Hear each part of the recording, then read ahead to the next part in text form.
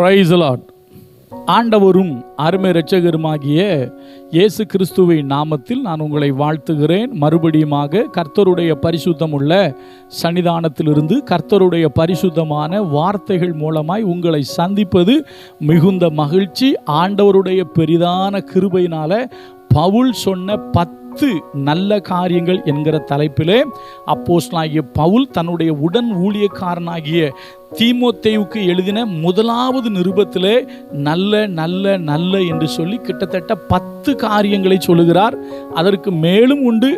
ஆனாலும் நாம் ஒரு 10 காரியங்களை எடுத்திருக்கிறோம். ஆண்டவருடைய கிருபையினால காலையில் நம்ம எல்லாருக்கும் நல்ல ஒழுக்கம் அவசியம் என்பதை பார்த்தோம்.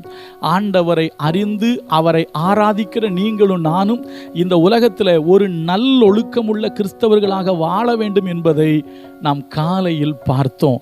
இப்போ அடுத்தது ஒரு நல்ல காரியத்தை பார்க்க போகிறோம். இது நல்ல காரியம் என்று சொல்லும் பொழுது ஒரு ஆசீர்வாதமான ஒரு நிலையை, ஆவிக்குரிய ஆசீர்வாதமான ஒரு நிலையை அப்போஸ்தலனாகிய பவுல் தீமோத்தேயுவுக்கு எழுதுகிறார். நல்லா கவனிங்க. நான் மறுபடியும் சொல்லுகிறேன். நீங்கள் ஊழியம் செய்யலாம், போதகராக இருக்கலாம், ஆயர்களாக இருக்கலாம், பிஷப்பாக இருக்கலாம், உதவி ஊழியக்காரராக இருக்கலாம், இல்லை சபை மூப்பராக நீங்கள் இருக்கலாம். உங்கள் போதகரோடு இணைந்து நீங்கள் ஊழியத்தை செய்யலாம். அருமையான கர்த்தருடைய பிள்ளைகளே, ஊழியத்தில் நீங்கள் நல்ல நிலையை அடைய வேண்டுமா? ஏன்னா அடுத்தது நல்ல நிலை. இப்போ நான் 6வது சொல்ல போகிற காரியம் அப்போஸ்தலனாகிய பவுல் மூலமாக கர்த்தர் சொல்கிறாரு. ஒரு குறிப்பிட்ட, அதாவது இப்படி நீ நடந்தால் நீ நல்ல நிலையை அடைவாய் என்று கர்த்தர் சொல்கிறாரு. நீங்களும் நானும் ஆவிக்குரிய வாழ்வில் நல்ல நிலையை அடைய வேண்டும் என்று கர்த்தர் விரும்புகிறார். நான் மறுபடியும் சொல்கிறேன், நீங்கள் எந்த சூழ்நிலையில் இல்லை எப்படிப்பட்ட ஊழியத்தை நீங்கள் செஞ்சாலும் நீங்கள் நல்ல நிலையை அடையணும். அதாவது ஆவிக்குரிய வாழ்க்கையில் நல்ல நிலையை அடைய வேண்டும். பணங்காசை பற்றி நான் பேசலை. நீங்கள் பெரிய ஆட்கள் ஆகணும், கோடீஸ்வரன் ஆகணும், நல்ல நிலையை அடையணும், அது உலக பிரகாரமான வாழ்க்கை. அதை பற்றி நான் சொல்லலை. நீங்கள் ஆவிக்குரிய வாழ்க்கையில் நல்ல நிலையை அடைய வேண்டும் என்று கர்த்தர் விரும்புகிறார். அதைத்தான் அப்போஸ்தலனாகிய பவுல் மூலமாக கர்த்தர் பேசுகிறார். வாசிக்கிறேன். 1 தீமோத்தேயு 3வது அதிகாரம் 13வது வசனம். 1 தீமோத்தேயு 3:13. இப்படி உதவிக்காரருடைய ஊழியத்தை நன்றாய் செய்கிறவர்கள் தங்களுக்கு நல்ல நிலையையும், எப்படி தங்களுக்கு நல்ல நிலையையும் கிறிஸ்து இயேசுவை பற்றும் விசுவாசத்தில் மிகுந்த தைரியத்தையும் அடைவார்கள். அப்போ முதலாவது என்ன அடைவார்கள்னா நல்ல நிலையை அடைவார்கள். அப்போ நல்லா கவனிங்க. 6வது நல்ல காரியம் என்ன தெரியுமா? கர்த்தர் உங்களுக்கு நல்ல நிலையை தருவார். நீங்கள் கர்த்தருக்குள்ள நல்ல நிலையை அடைவீர்கள். அப்போ கர்த்தருக்குள் நல்ல நிலையை அடைவதுன்னா என்னங்க? உங்கள் ஆவிக்குரிய வாழ்க்கை தரமாக இருக்கும், உங்களுடைய மெசேஜ் தரமாக இருக்கும், நீங்கள் ஜெபம் பண்ணால் தரமாக இருக்கும். என்னங்க இதில் போய் தரம் இருக்கா? ஆமாம். இன்னைக்கு சிலருடைய ஜெபத்தில் தரம் கிடையாது, சிலருடைய செய்தியில் தரம் கிடையாது. பைபிள் சொல்லுது, உங்களுடைய வார்த்தை உப்பால் சாரமேறினதாக இருக்கணும். பவுல் சொல்கிறாரு, எங்களிடத்திலிருந்து புறப்பட்டு வந்த வார்த்தை சும்மா வெறும் வார்த்தையாக வரல, பரிசுத்தாவின் வல்லமையோடு புறப்பட்டு வந்துச்சு அப்படிங்கிறாரு. ஐயா, ஆவிக்குரிய வாழ்க்கையில் நீங்கள் நல்ல நிலையில் இருக்கணும். நீங்கள் பொருளாதாரத்தில் கூட நீங்கள் கஷ்டப்பட்டுட்டா பரவாயில்லைங்க. ஆனால் ஆவிக்குரிய வாழ்க்கையில் நீங்க தேவனுக்குள்ள பற்றி எரிகிற அக்கினி ஜுவாலையா இருக்கணும்.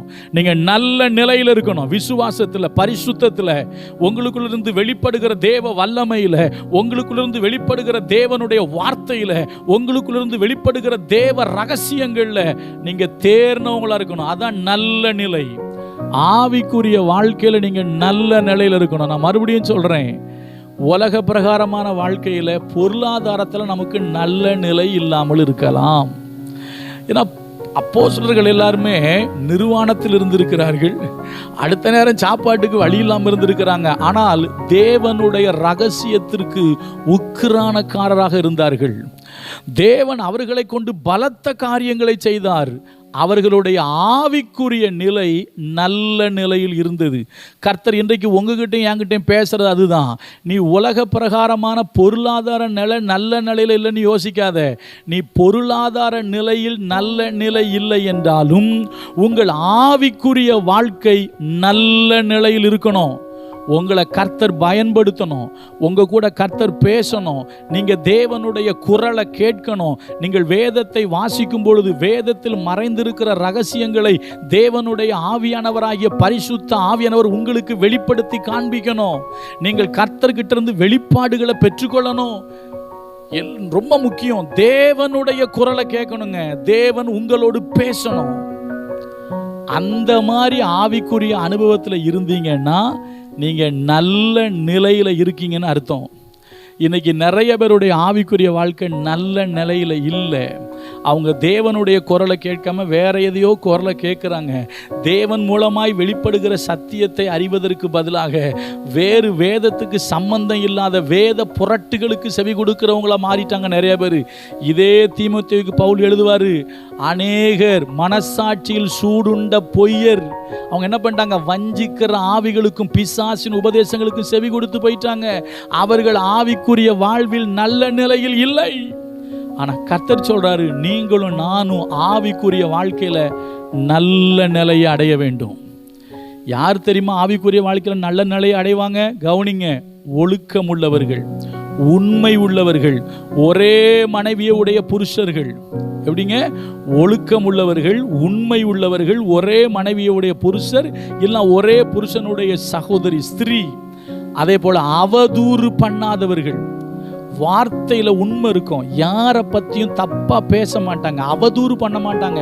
அப்படிப்பட்டவர்கள் தான் தங்களுடைய வாழ்க்கையில நல்ல நிலையை அடைவார்கள். தொடர்ந்து படிச்சு பாருங்க. அப்ப அருமையான கர்த்தருடைய பிள்ளைகளை, காலையில கர்த்தர் பேசினாரு, நல்ல ஒழுக்கம்னு பேசினாரு. இப்போ கர்த்தர் சொல்றாரு, நீ நல்ல நிலையை அடைவாய் அப்படிங்கிறாரு. ஆவிக்குரிய வாழ்க்கையில நல்ல நிலை அடையணுமா?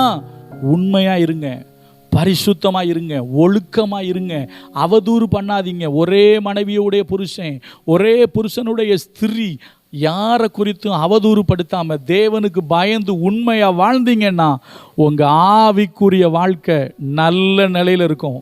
உங்க மூலம் தேவனுடைய வல்லமை வெளிப்படும், வரங்கள் வெளிப்படும், கர்த்தர் கிரியை செய்வார், உங்களை கர்த்தர் பயன்படுத்துவார். நாளைக்கு இன்னொரு நல்ல காரியத்தை பார்ப்போம். கர்த்தர் நல்லவர், அவர் கிருபை நம்மில் என்றும் உள்ளது. God bless you.